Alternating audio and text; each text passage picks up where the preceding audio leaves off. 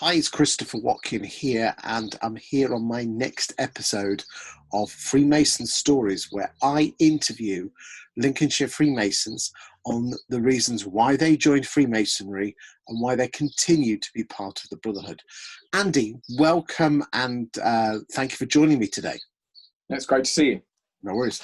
Andy, when did you join Freemasonry? Which year? In 2017. Okay.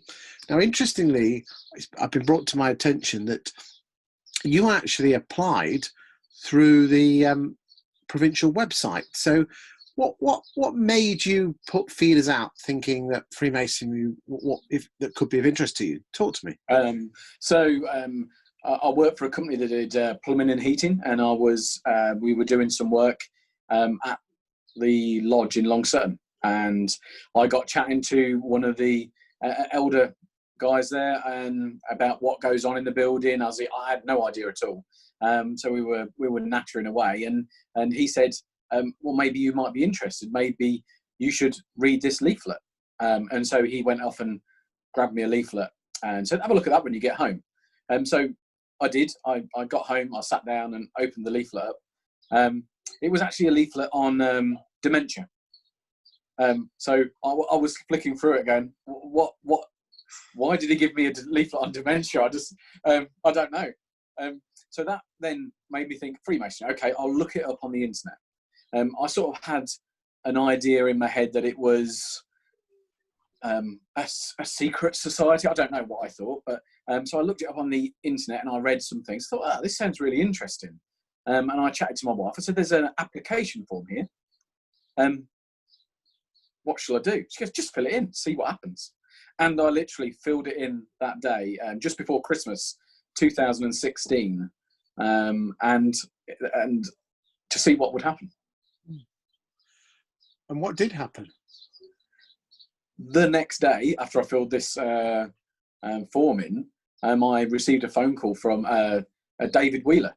I think he may have been the membership officer at that point, asking me, did I mean to fill the form in? Was I really interested?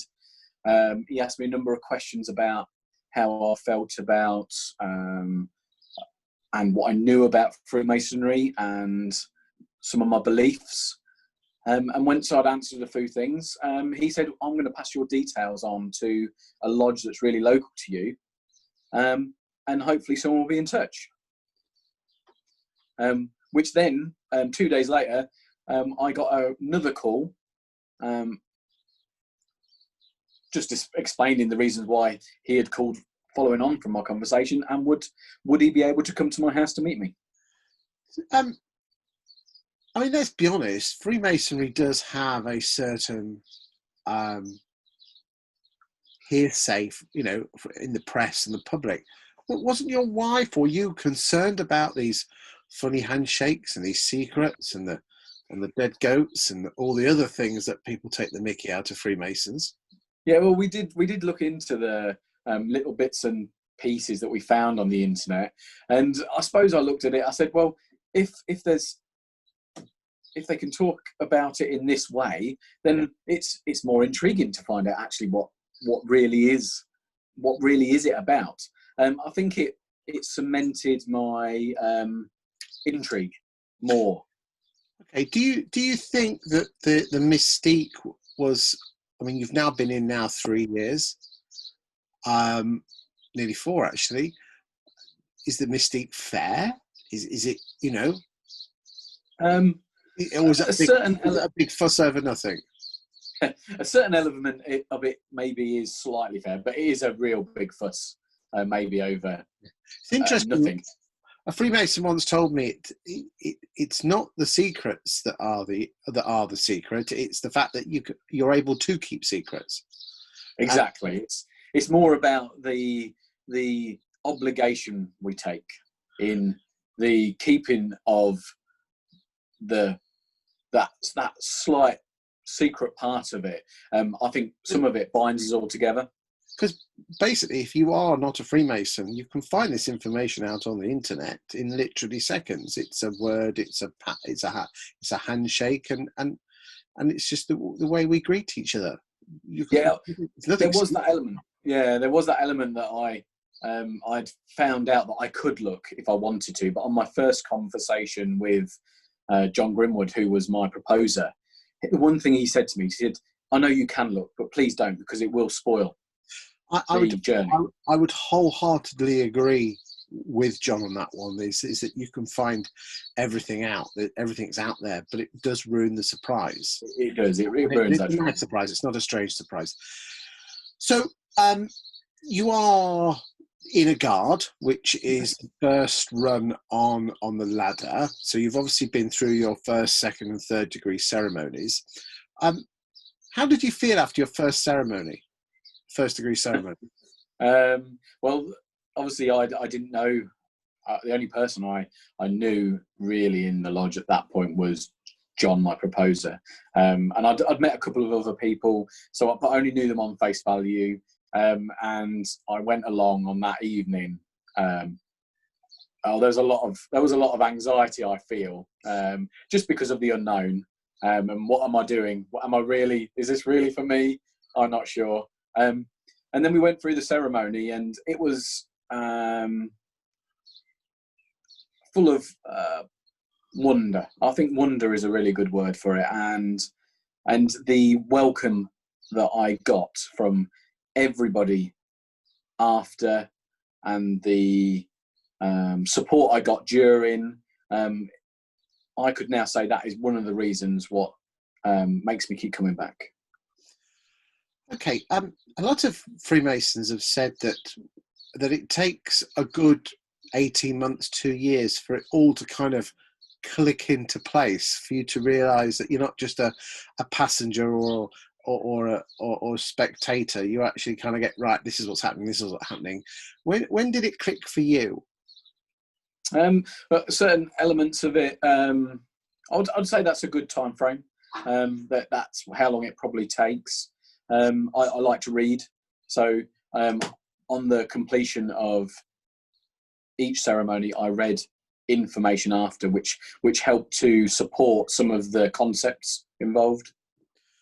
I mean, what would you say to any brother who's presently going through his second or third degree and thinking to himself, what the hell's happening here? This is all going over my head. What would your message be to that person? To talk to other brothers, to listen to the way it made them feel, and to watch, and slowly, I think, all the little pieces cement together to become unified. This is more of what would your favourite part of any of the ceremonies be? Do you have a favourite part that you'd like to do or like to see? I like to see a first degree. I like to see the moment the candidate enters, and then compare that to the moment of the end of the obligation. And that is quite, and obviously then to connect that together to the festive board, those 3 moments in that candidate's journey on that one evening, you can see the intrepidation, the anxiety level at the beginning, and then it goes away a bit, roughly middle of the ceremony, and then in the festive board, I think they're starting to understand we're a really great group of guys getting together and having fun. Now, talking of fun, you are part of the Light Blues, which is almost like for anyone who doesn't know what a light blue is, it's kind of the younger Freemasons getting together and doing things socially. Do you have a Light Blues club in the Long Sutton area, or do you have to go up the road to Boston or Spalding? Yeah, we don't have one in Long Sutton, so if I attend and it's not been that often, I'd have to go across to Boston. That's where I would go. Do you bring your wife along to those events, or is it just yourself? I've gone to a couple of events and it's just been myself.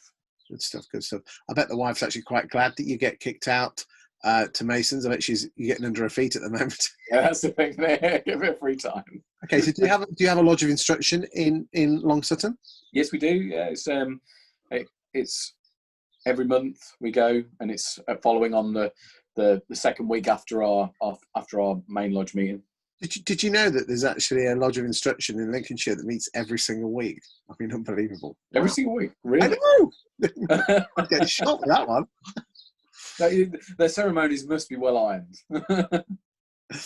Do you think it's fair to judge a brother purely and only on his ritual? Oh no, not at all. No,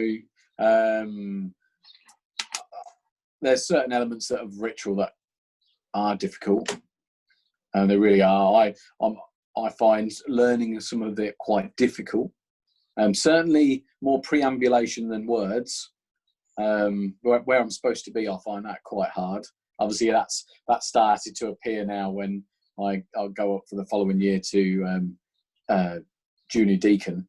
And interestingly, just about every single person who's been through the chair said their favourite job is junior deacon.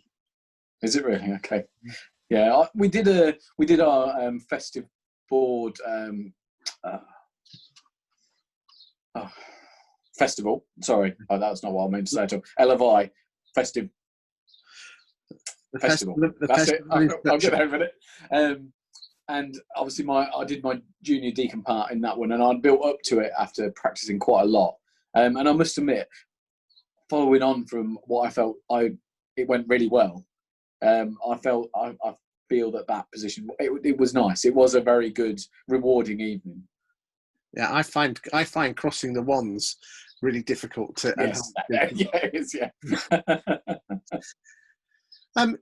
What do you think Freemasonry does for the younger generation? And do you think that things should change or could change for the better?